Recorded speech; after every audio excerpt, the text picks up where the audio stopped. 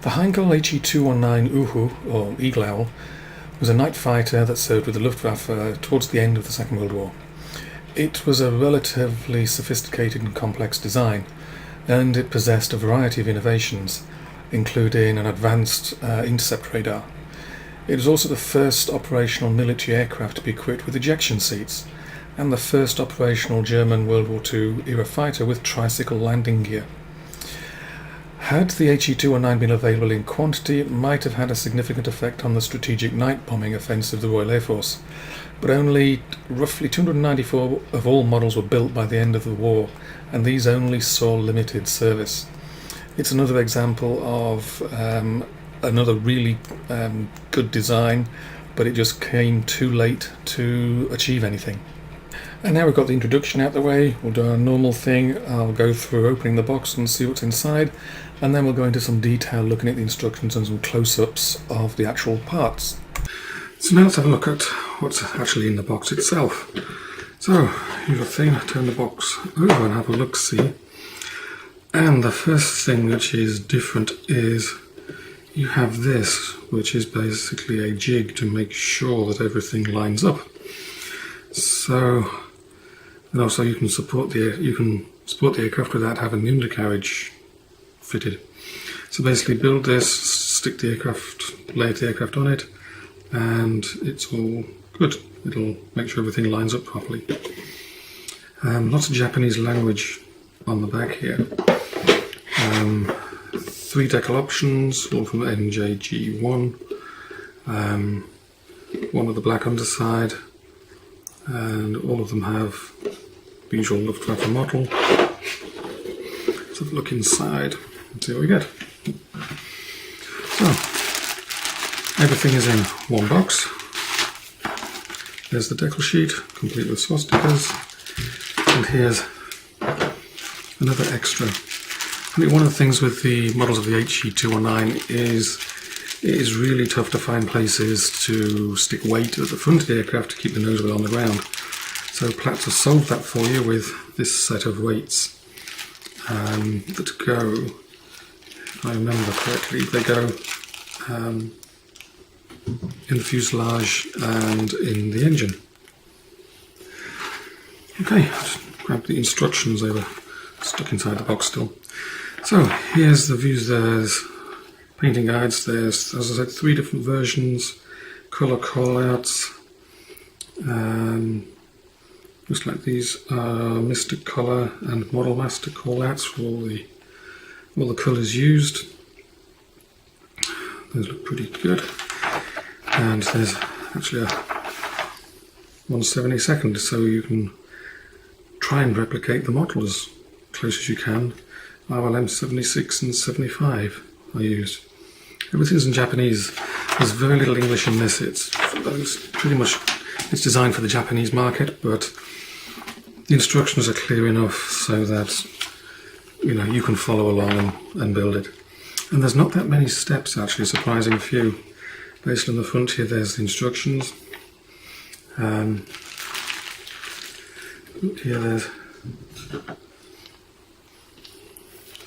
another photo etch fret there as well, one that came with the kit. I'm assuming this would be replaced by the Edward fret if you got that one, but you get photo etch antenna aerials on the front of the aircraft anyway, just as part of the kit.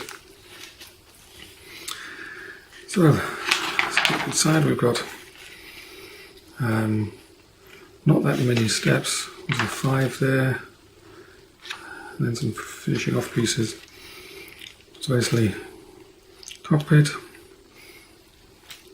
putting fuselage halves together, build the 2 wings, bring it all together in the middle, propellers, undercarriage.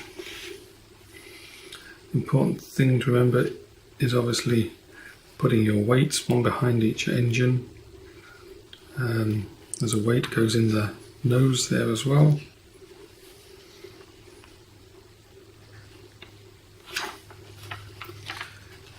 And then putting the front bits, put the rudders on, fitting the undercarriage to the aircraft, fit the propellers. Yeah, so instructions are, yeah, there might be very little English, but the instructions are real clear. Shouldn't be a problem with that at all. It's clear enough, the diagrams make it easy enough, just test fit everything and shouldn't see any problems. So, bear with me, I'll just open up the bags and we'll see what's inside. Okay, so I've got everything out of the bags, and this is what you get inside the main bag. These two are in one bag, these two in another bag. Clear parts were bagged separately as well, and the decals and the PE sheet were also bagged separately. I've left these in the bag, and basically there's one piece goes in the nose, one piece goes in the fuselage just behind the cockpit. The other 4 pieces go 2 in each engine, just to add some nose weight to everything. There's 2 canopies here. One's marked for the 219A0, one's marked for the 219A7. And obviously the A0 is not the one we're going to be using. We're going to be using the one for the A7. And the clear parts, they look nice and clear. Nice panel lines on them, something I'll be able to see as I'm trying to mask it up. But the addition of the masking set will make life that much easier on my old eyes. So those look good, nice and clear. They should be able to see the cockpit quite clearly through those. Now let's go cockpit halves, fuselage halves. This part's the gun pack. Some nice finely recessed panel lines, yeah, on the finer side of things. Inside there's some detail on the cockpit walls. You can see here there's some parts for the cockpit going in. Tail looks good, rudder. Ejector pin marks are nice and out the way. Inside the fuselage halves tucked away where nobody will see them. Cockpit looks good here. Undercarriage legs. The wings, same again. Very fine panel lines. It's very nice. This up to the sort of the usual standard that Platz would make themselves. They tend to go in for the finer panel lines and the better detailing. They look very nice.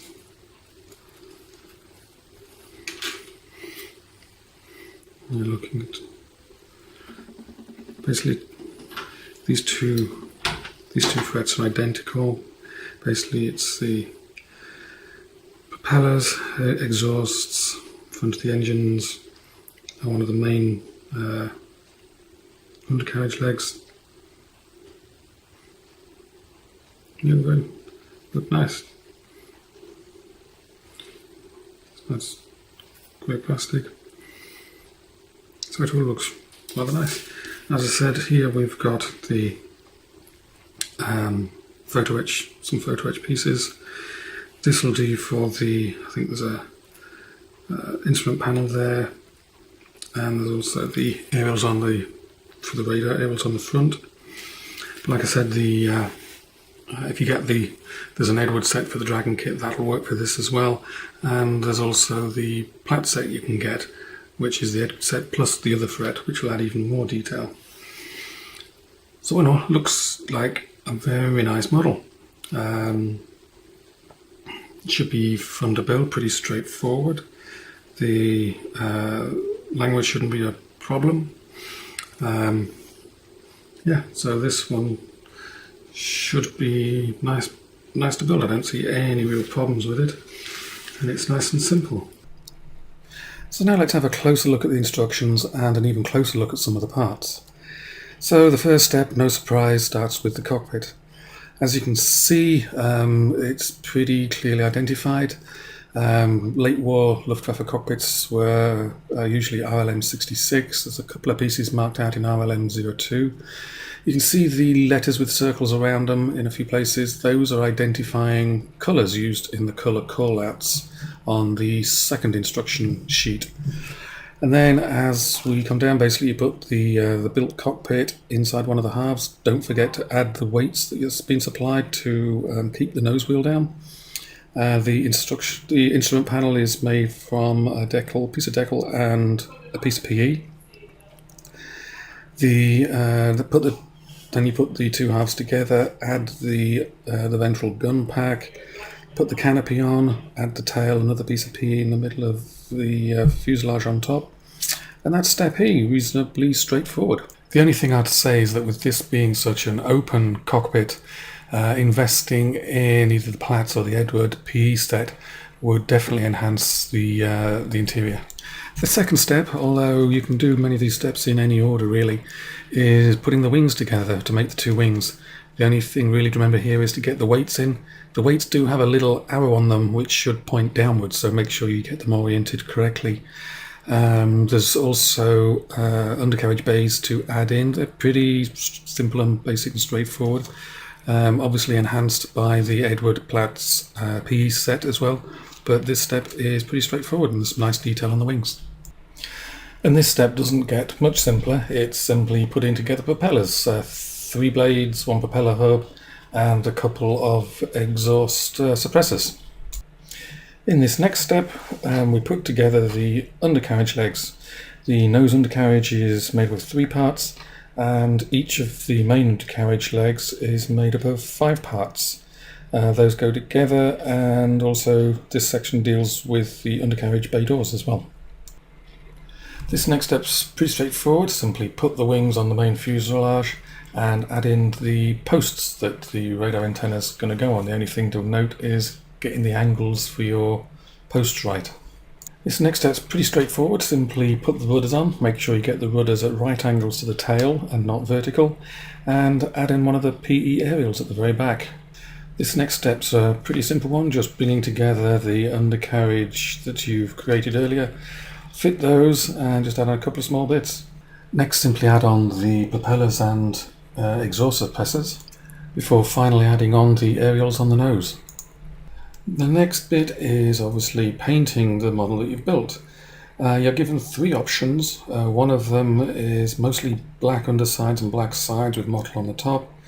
The other 2 are very similar with mottle on the top, but if you look closely at the images, you can see the mottle is actually different on them both if you want to try and get that accurate. You're also given top and bottom images, and the colour callouts are in Mr. Colour and Model Master, which is enough to allow you to convert it to your favourite choice of paint manufacturer. The final step is the decals, and I've used several of Platz's decals before. They work quite nicely. Thin backing film, react well with the usual decal solvents. It's nice to see the swastikas are intact, you don't have to build them, and that's the build made. The only thing I've not spoken about is photo etch. This cockpit is sat underneath quite a big canopy, it's going to be easy to see into it. There's 2 photo etch sets available from Edward. One is just a cockpit, and one is cockpit and some other parts, notably the undercarriage bays.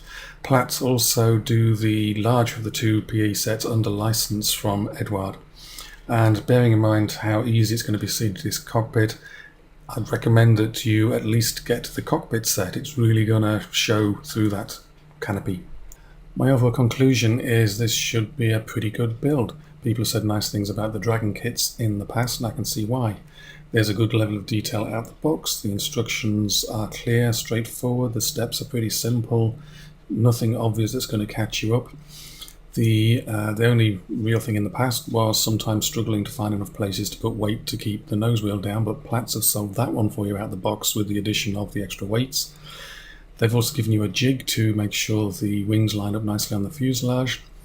The only extra thing I'd say is strongly consider getting at least the cockpit PE set from Edward, or get the whole set from either Edward or Platz, just to make everything inside that cockpit pop a little bit more. It should be a good build.